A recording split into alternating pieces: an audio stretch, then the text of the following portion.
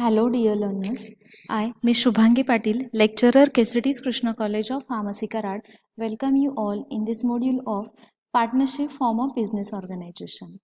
After completion of this module, you will be able to explain the concept of partnership business organization, explain the types of partnership and partners, state the meaning and characteristics of partnership, identify merits and limitations of this form of business organization, and explain the steps in the formation of this business organization.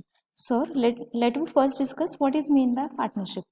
According to Indian Partnership Act, partnership is defined as a relation between persons who have agreed to share the profits of a business carried on by all or any of them acting for all. In this organization, the individually person is known as the partner and collectively the organization is known as partnership. The business organization which run as a partnership is known as a firm. So, before going through in detail about the merits and demerits of this form of business organization, we will first having detail about the types of partnership and partners. So, types of partnership. Generally, these types are based on the point of view that either the partners having limited liabilities or unlimited liabilities. So, on this point, they are divided into two types, that is the general partnership and limited liabilities. General partnership, in this case, the liabilities of every partner is unlimited. Means, if in case the assets of the firms are not sufficient to pay off its liabilities, then the private property of the partners may be used to meet the undischarged liabilities. However, a minor partner is an exception. Minor partner, a partner who is having age below 18 years. The minor partner having limited liability. So, in this case, the exception is minor partner. Each partner of a general partnership is entitled to participate in the management of the business unless the partners themselves decides otherwise. Limited partnership. Limited partnership, in this case, the partners bearing limited liabilities. Generally, in general partnership, there are unlimited liabilities for the partner, so it discourages investment of large sums in the firm. This limitation of general partnership will be overcome by this limited partnership. Limited partnership having some features like they are again subdivided into two types depending upon the liabilities into general partners and special partners. General partners who are going to bear unlimited liabilities and special or limited partners, they are having limited liabilities, means limited contribution in the business. Limited partner or special partner simply invests his money in the firm. Though he is not entitled to take part in the management of the business, he is allowed to inspect the books of the firm for his information. Also, the death, loancy or bankruptcy of a limited partner will not affect the existence of the firm in any way. Means we can say limited partnership is much more stable than a general partnership. Special partner cannot withdraw any part of the capital contributed by him. If he does so, his liabilities on the portion so withdrawn becomes unlimited. A special partner also cannot assign his shares to an outsider without the consents of the general partners. So this is all about partnership. Now we will move towards types of partners. Basically, there are 7 types of partners depending upon what are they working towards the management of the business. First is the active or working partner. The term itself indicates active or working partner is a partner who is taking actively part in the management of the firm's business and also bears unlimited liabilities towards the debts of the firm. Second one, sleeping or inactive partner. He does not take any active part in the management of the firm's business. He, however, contributes a capital and shares the profits and losses of the firm, so his liability for the debts of the firms is unlimited. Third, partner in profit only. We can easily understand partner in profit only means he is related to the profit only. He invests his capital only with a view to earn a share in profit of the firm and has no liability regards to any losses offered or suffered by the firm. His liability for the firm's debt is unlimited. Nominal partner. He only lends his name to the firms as a partner. He, however, neither invests any capital nor claims any share in the profits of the business. Though does not take any part in the management of the firm's business, he is also bearing unlimited liabilities for the debts of the firm. Secret partner. A partner who does not want the fact of his being a partner to be known to outsiders is known as a secret partner. His liabilities for the firm's debts is unlimited. Minor partner. A partner below the age of 18 is known as a minor partner and he is having limited liabilities. However, the Indian Partnership Act allows a minor to be admitted as a partner provided all the other partners agree to it. His liability for the firm's debt is, however, limited in proportion to the share in the profits and property of the firm. On attaining majority, a minor partner has a choice to continue as a partner or not. If he does not give a public notice of his choice within 6 months, he will be treated as having decided to continue as a partner, and after becoming partner of the firm, his liability will become unlimited. Now, next type of the partner and last type of the partner is the partner by estoppel.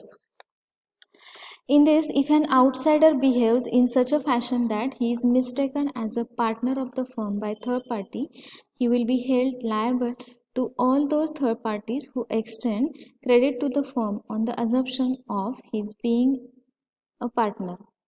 Such a person is known as partner by estoppel because of having behaved as a partner, his liability towards the firms are unlimited.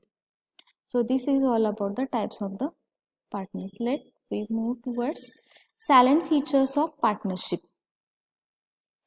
Partnership is based on the first feature, that is, partnership is a business organization in which two or more persons up to maximum of 20 join together to share any profit made by the firm. Generally, in case of banking firm, the maximum persons are 10. Second feature is about contractual relationship. Partnership is formed on the basis of an agreement between the concerned person. This agreement may be oral, may be written or implied between the persons joining together in the partnership. And this document containing agreement is known as a partnership deed. Third is sharing profit in business. Any profit made by the partnership must be distributed among the partners in the agreed ratio. Generally, this ratio is based in the proportion to the amount of capital invested by each partner in the firm. Next feature is about unlimited liabilities. Each partner of partnership organization has unlimited liabilities towards the management of the business or any business activity and also towards the firm's debt. Next is non-transferability of shares. A partner cannot transfer his shares to an outsider without the consent of the other partners. Automatic dissolution of partnership may happen. A partnership is dissolved automatically when the term for which the partnership was entered into expires or when a partner dies or retires. And last one is expansion of a business. In this case, we can say the business can be expanded by extending the partnership, means by increasing the number of partners in the partnership. As the number of partners will be increased, so capital resources are also going to be increased, so expansion of business is possible. So this is all about the salient features of the partnership. Now we will move towards merits or advantages of partnership. The first merit is what? It is very easy to form. Means any two or more legally competent person may start a business on partnership basis after making agreement on a partnership deed. Availability of large resources. We can say as more than one persons are involving in this business organization, so capital resources more. Availability of the capital resources are more. Decision to start a partnership organization is quite prompt since partners can meet as and when they need it. Flexibility. There is a greater efficiency in a day-to-day conduct of the business on account of personal interest taken by the partners in the management of the business. Sharing of risk, as all partners having unlimited liabilities, the risk will be also shared. Longer existence. Already we have discussed that is expansion of the business, and longer existence is the advantage because the death of any partner may not affect the partnership organization. Protection of interest. This is again the merit of this organization. And benefits of specialization. So more than two persons are involving in this organization, so that what happen, we can divide the activities in different persons, so the more efficient or more smoothly running of the business may be happen. Now let's move towards the demerits or disadvantages. First one, unlimited liabilities. Second, instability. Instability, in that case we can say a dishonest or incompetent partner may land the firm in difficulties because his acts would also bind the firm and remaining partners. Limited capital, as no any outsider is allowed to invest any capital in the organization, so limited capital is the demerit of this organization. Non-transferability of shares. A partner who wants to withdraw his capital from the firm will not be able to do so unless all the other partners agree to do it. This deprives the partners of the possibility of higher returns on his capital elsewhere.